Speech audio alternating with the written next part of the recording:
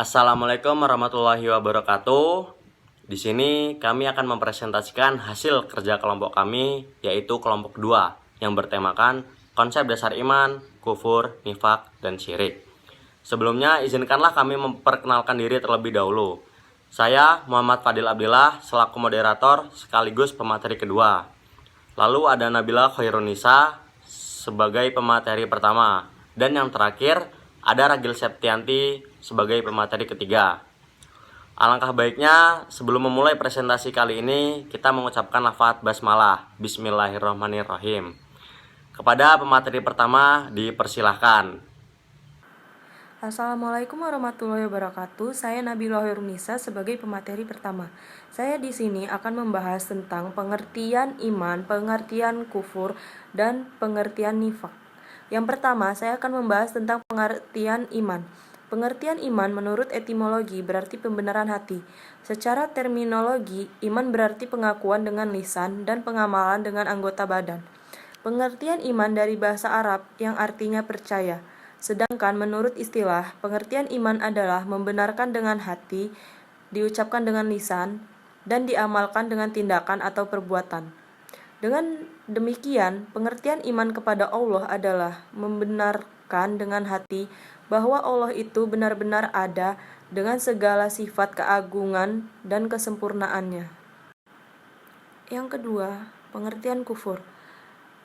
Kata kufur dalam pengertian bahasa Arab berarti menyembunyikan atau menutupi. Sedangkan menurut syariat adalah menolak kebenaran dan berbuat kufur karena kebodohannya.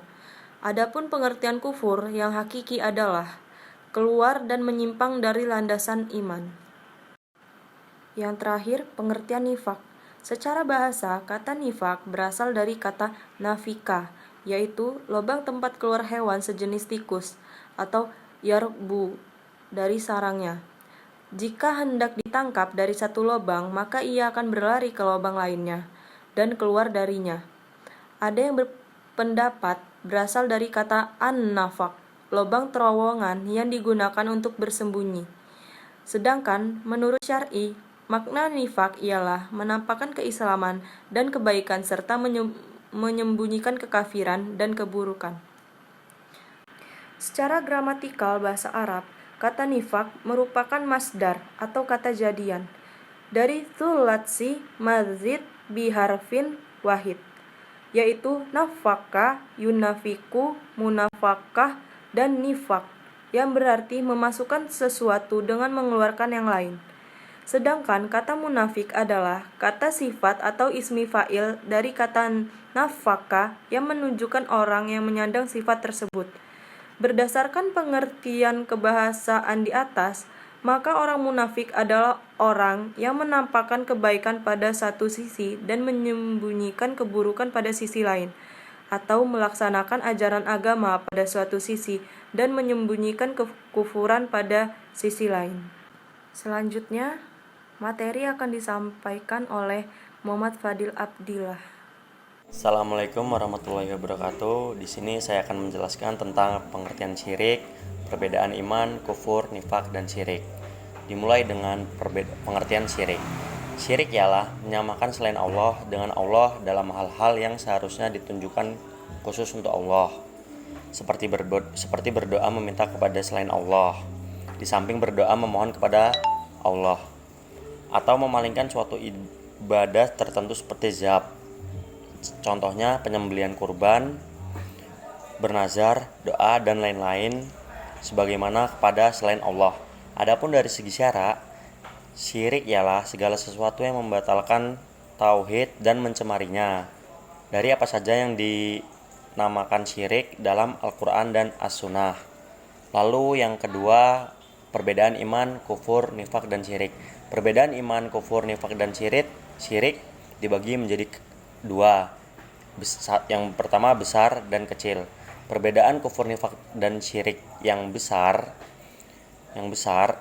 adalah dia mengeluarkan pelakunya dari Islam, dan jika pelakunya mati dalam keadaan tidak bertaubat, maka ia kekal selama-lamanya di neraka. Lalu yang kedua, perbedaan kufur, nifak, syirik yang kecil pelakunya tidak sampai dikeluarkan.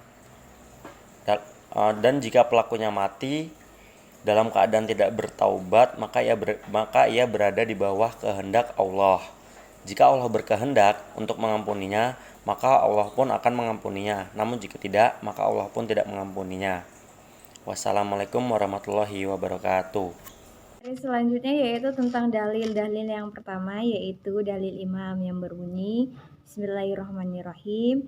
Innamal mu'minuna alladzina amanu billahi wa rasulihi summa lam tarhabu wajhadu bi amwalihim wa anfusihim fi sabilillahi ulaika humus shodiqun, yang artinya sesungguhnya orang-orang beriman itu hanyalah orang-orang yang percaya kepada Allah dan Rasul-Nya.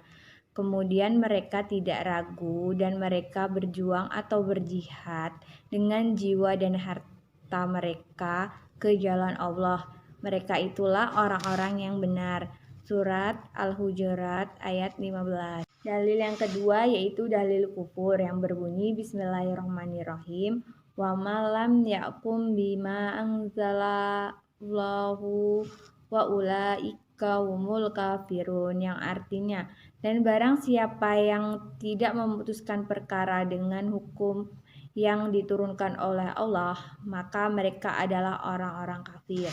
Ketiga yaitu dalil nifak yang berbunyi Bismillahirrahmanirrahim. Wa id yaqulul munafiquna walladzina fi qulubihim waradu wa adzanallahu wa rasuluhu illa ghururan, yang artinya dan ingatlah ketika orang-orang munafik dan orang-orang yang berpenyakit dalam hatinya, maka Allah berkata, Allah dan Rasul-Nya tidak menjanjikan kepada kamu melainkan tipu daya. Quran Surat Al-Ahzab ayat 33. Yang terakhir yaitu dalil syirik yang berbunyi Bismillahirrahmanirrahim. Innallaha la yaghfiru an yusyraka bihi wa yaghfiru ma dunna dzalika liman yasha, yang artinya sesungguhnya Allah tidak akan mengampuni dosa syirik dan Dia mengampuni segala dosa yang selain dari syirik itu bagi siapa yang dihendakinya.